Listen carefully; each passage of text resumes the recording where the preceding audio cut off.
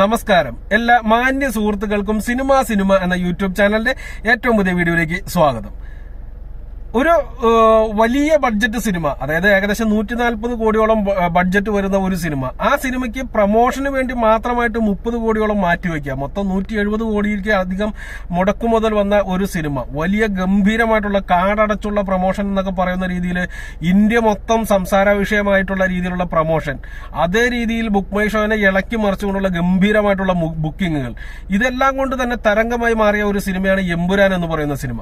എന്നാൽ ആ ഒരു സിനിമ ഇട്ട റെക്കോർഡ്, ഒരു കൊച്ചു സിനിമ, ഒരു കറുത്ത അംബാസിഡർ ഓടിച്ചു വന്ന ഒരു ബെൻസ് എന്ന് വിളിപ്പേരുള്ള ഒരു ടാക്സി ഡ്രൈവർ സിമ്പിളായിട്ട് തൂക്കിയിരിക്കുന്നു എന്നുള്ളൊരു കാര്യമാണ് ഇന്ന് ഞാൻ നിങ്ങളോട് പറയാനുള്ളത്. അതായത് മോഹൻലാൽ ഇട്ട റെക്കോർഡുകൾ വെട്ടിക്കാൻ മോഹൻലാൽ തന്നെ വേണമെന്ന് മോഹൻലാൽ ആരാധകർ അഹങ്കാരത്തോടെ പറയുന്ന ഒരു സംഭവം. അതിൽ മോഹൻലാൽ ഇട്ട ഒരു റെക്കോർഡ് ഇനി ഒരിക്കലും ആരും വെട്ടിക്കില്ല എന്ന് അവർ വിശ്വസിച്ചിരുന്ന റെക്കോർഡ് 2 ആഴ്ചത്തെ ഗ്യാപ്പിൽ മോഹൻലാൽ തന്നെ തൂക്കിയിരിക്കുന്നു എന്നുള്ളതാണ് മറ്റൊരു രസകരമായിട്ടുള്ള ഒരു കാര്യം എന്ന് തന്നെ പറയേണ്ടിയിരിക്കുന്നു.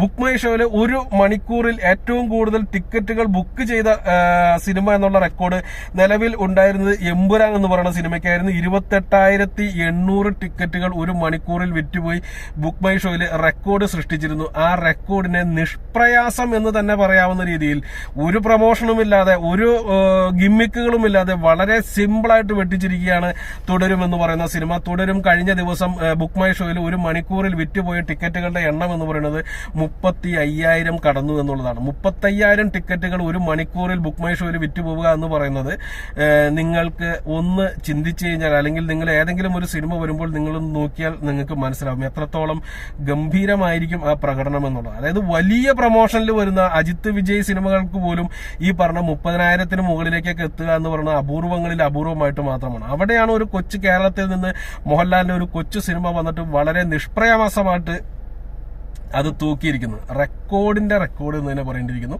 നിങ്ങളുടെ ഓരോരുത്തരുടെയും വിലപ്പെട്ട അഭിപ്രായങ്ങളും താഴെ പ്രതീക്ഷിച്ചുകൊണ്ട് നിർത്തുന്നു. നന്ദി, നമസ്കാരം.